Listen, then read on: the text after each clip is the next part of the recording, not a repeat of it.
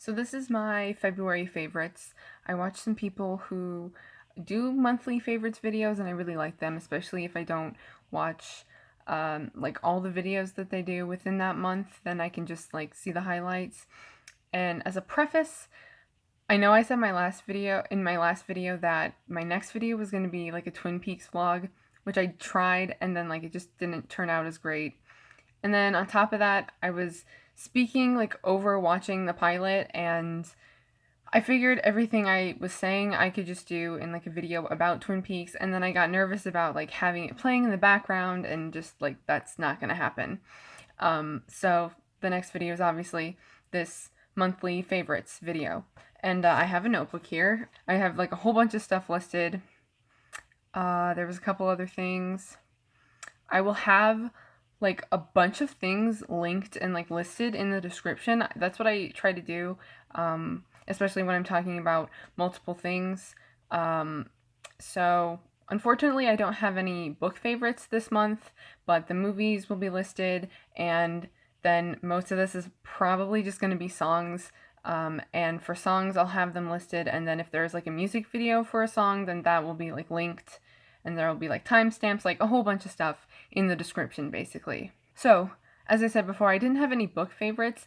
Like, the first half of the month and the second half of the month seem really different. Like, when I made that sort of like resurrection video, I guess, like halfway through the month, that like seems like such a long time ago, and the things that I talked about in that video seem so different from like what is happening now, I guess.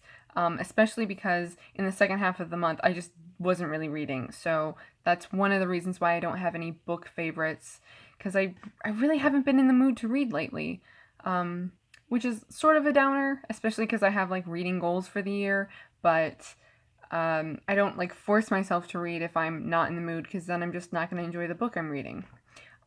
So moving on, I have two movie favorites, and one I kind of talked about in that video that I mentioned. Like it went up on like Valentine's Day. I don't remember what I called it. It had a long title though. So the first movie I have here is Belle de Jour. So Belle de Jour is about Séverine, played by Catherine Deneuve, who's one of my favorite actresses. She's still like making movies today. Yeah, which is awesome. And so Séverine is the character she plays. She's been married for about a year, and her husband like sleep in separate beds. They haven't been intimate, and Séverine decides to basically become a prostitute at this like this apartment building. Like, I don't want to call it a brothel because I feel like it's the brothel seems too like dingy and like dirty of a word. Like that's like the imagery that comes to my mind. And this apartment building is like kind of nice. Like I would like to have that apartment. Like that seems like a nice apartment. Anyway, so that's like she goes to this apartment to be like one of the girls there. Her name is like Belle de Jour. That's why that's the title of the film, and it's also so that like plot line is intertwined with like fantasies that Séverine has, as well as there are like really brief flashbacks of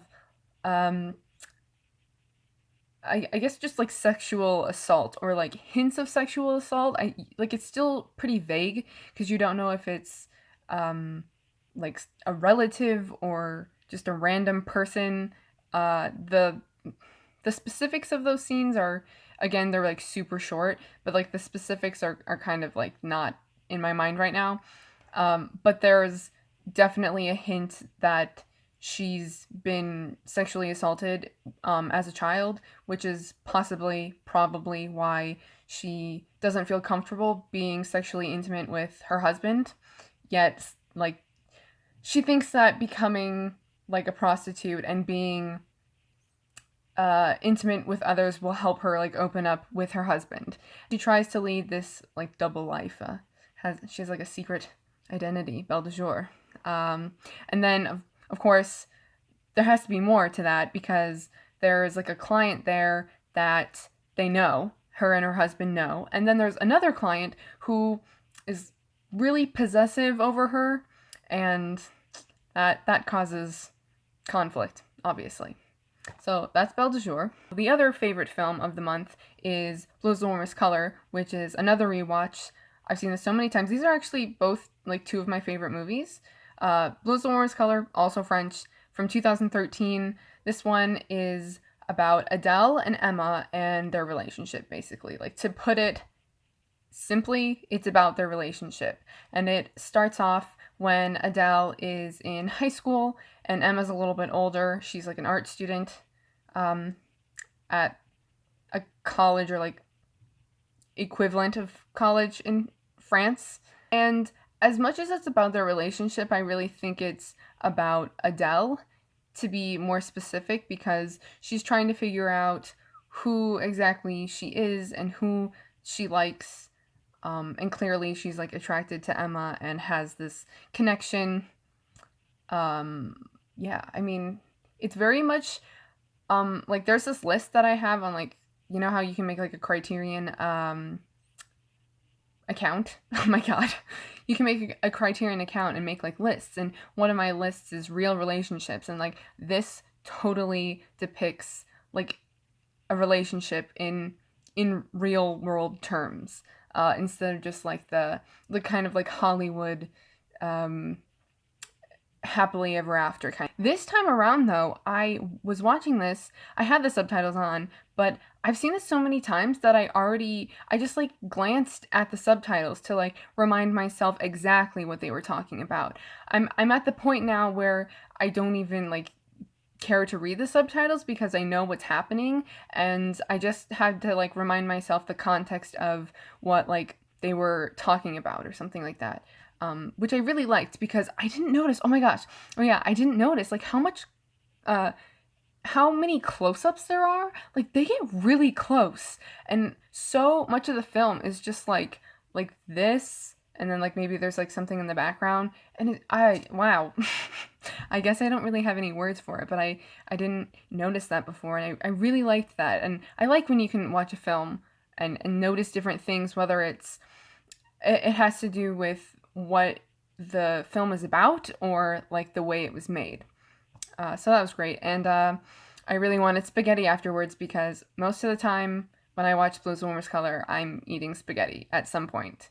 If you've seen the film, you know why. Those were my film favorites. And then the other things, before I get into music stuff, which still kind of has to do with music in a way, I guess I'll go with something I've been like doing a lot recently. So like videos I've been watching a lot are K-pop reaction videos, specifically EXO, but like K-pop in general. And it's really interesting, because there's a lot of people who like haven't really listened to K-pop who are doing reaction videos. But then I found this one channel. It's called ReacttotheK, and it's classical music theory students like reacting to K-pop and sort of analyzing it in that way. And I just think that, I mean, I sometimes don't know what they're talking about when they're like, oh yeah, that's a 2 and a 3 and a 2 3 2 3. Like, what?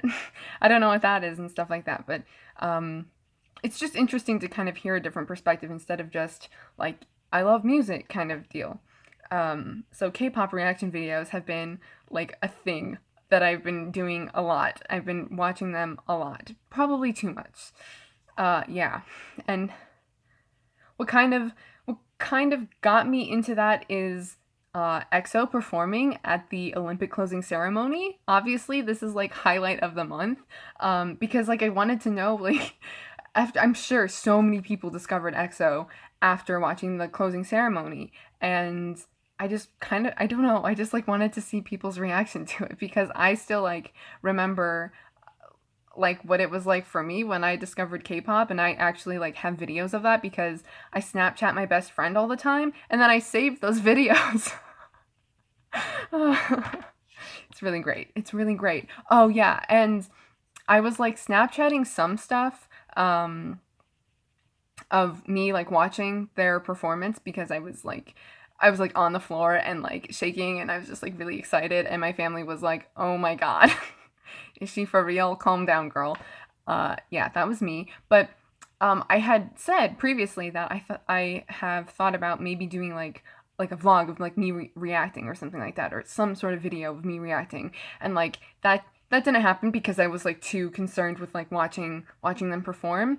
But also like so many people's videos are getting blocked by the Olympic Committee of reacting to EXO and CL and other things like that. So it's good that that didn't even happen anyway. The songs that EXO performed was Power, which, because of one of the reaction videos that I was watching, there's like this whole like, I don't even know what to call it, like EXO backstory, like a theory or something like that. And like I knew they had superpowers, but I didn't know that it goes as far back as like their debut. And so this is like one of my favorite things of the month is it's like this like story that they're basically like Exoplanet is what they call their concerts and stuff.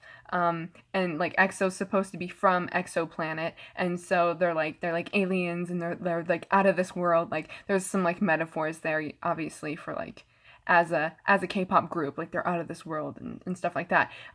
But they're aliens, and they've come to Earth, and they have superpowers, and they've come to Earth to protect the Tree of Life, which is here on Earth, and they're here to protect it and life. So there's like more to it, and like each of them have powers and things like that, and yeah, and each all their music videos too like have at least one person performing, or like it hints at least at that person's power.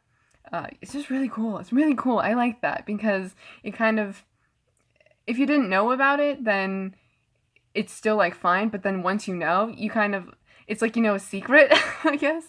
It's like, it's something that you can look out for and put more meaning into like a video or a song or something like that.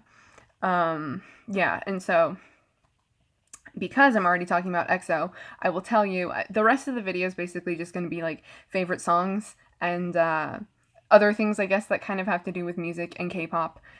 So my favorite EXO songs from this month, obviously, Power. I keep saying this month, but like I'm sure you understand that I mean February.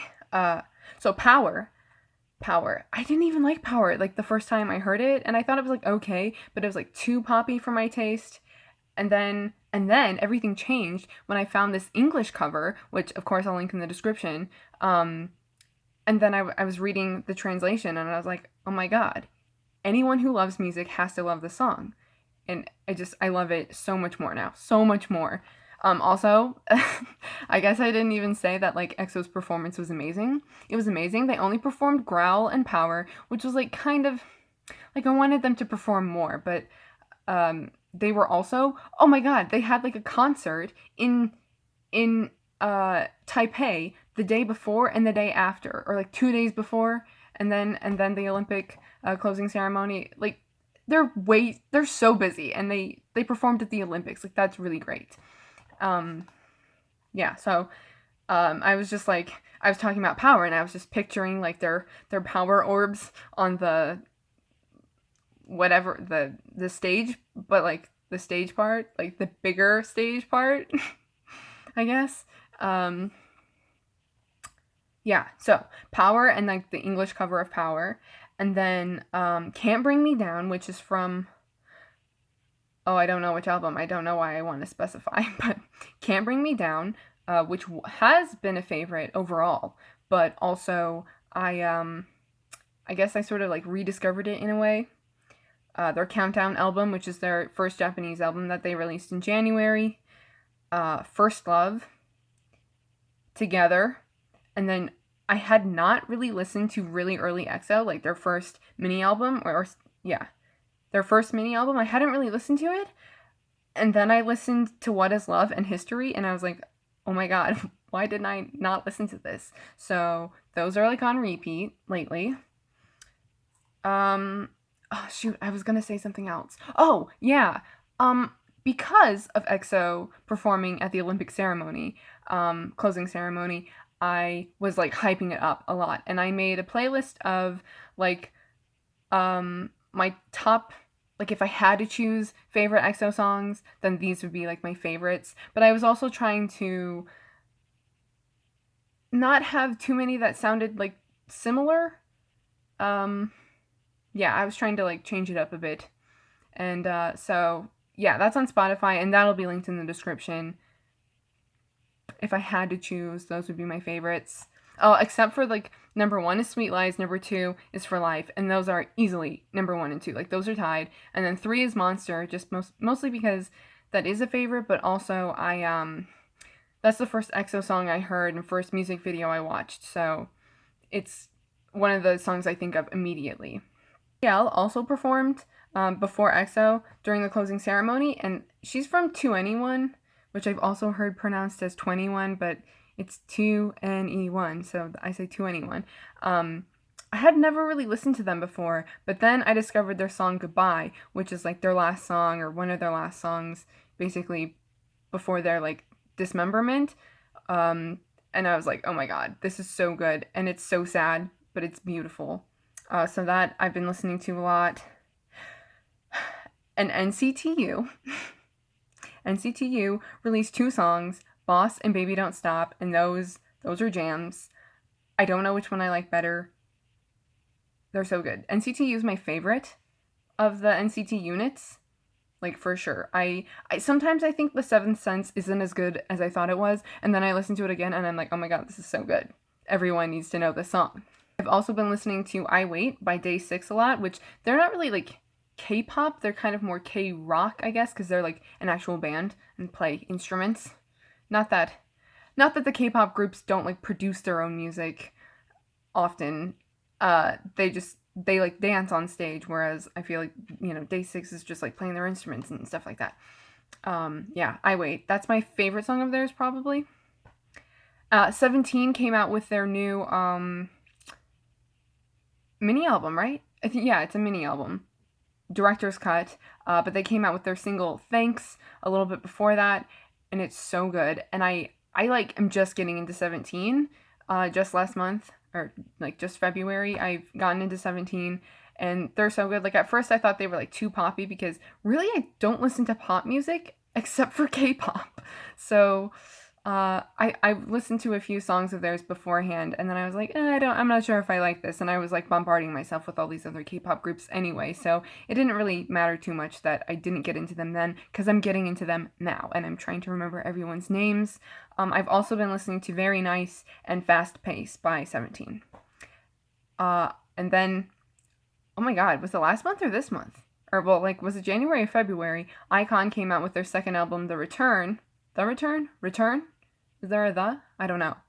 But I've been listening to Love Scenario a lot, and that's really the only song off the new album that I've been listening to, as well as Bling Bling from their previous mini album. Like, those 2 songs are the only iKON songs I'm listening to right now. VAV came out with their Spotlight mini album, and so I've been listening to that a lot, but specifically Spotlight.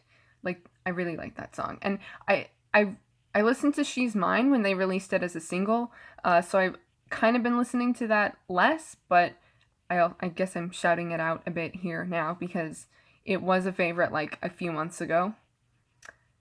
SF9 just came out with a mini album called Mamma Mia, and although like that's the title track, I think it's okay. But I like Be My Baby. That's the song that I like the best off that mini album. And then my favorite song of theirs, though, is called Easy Love. So since I've been listening to their mini album, I also have been listening to Easy Love. And then a MONSTA X song, Tropical Night. This is just one that I didn't really listen to that much, and then all of a sudden I've started playing again, and playing again, and playing again. And then the last, like, song is by dynamic duo featuring Suran.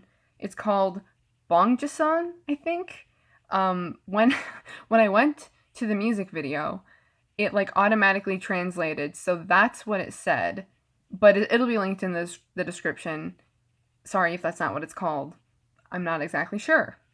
But that was like, I had my YouTube videos that I have like downloaded on my phone. I had them on shuffle, and that came up, and I was like, oh my god, what is this? And like, I had to have liked it enough to download it, but it's one that I don't really listen to all that much, and then all of a sudden it was on, and it was like instant favorite, I need this on repeat kind of. Then the last thing are just things that have been happening on like the VLIVE app, which if you're into K-pop, like you should probably get the VLIVE app.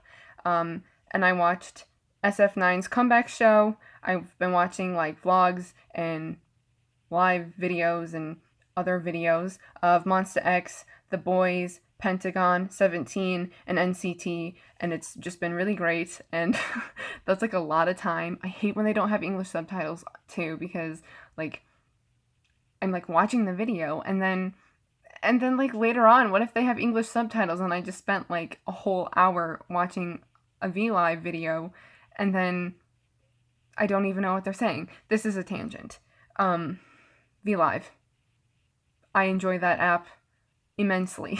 I love that feeling though when like seeing that it says live and then like they're there and they're like in South Korea or like maybe if they're on tour or something like that in a different country, but they're there in that moment and you're there like watching them in that moment and it's just like you're both there. I don't know. You're both there and I just like that feeling of just, I don't know, watching live videos, I guess. And I'm going over this, making sure that's all I have, and it is. That's it. That's it. So, anything I talked about, movies, because I don't have any books, no books this month, but movies, music videos, my Spotify playlists that I was talking about. Also, I have, what is this? Stop. Where is this coming from?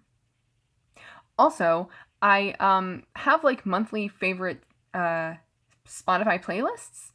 Most of the time, it's just like, oh, I'm really into this. Add to playlist. So it's kind of just whatever I'm playing that month, as well as I'm usually listening to like the previous month's playlist as well, just because, you know, it's not like you stop listening to something because it's the next month. So I'll link my February favorites playlist as well. And all the stuff. What were you enjoying? What did you love in February? What were your favorite books or movies or movie and like songs? What were you reading, watching, listening to in February? Let me know in the comments. And thank you for watching. I will see you in my next video. Bye.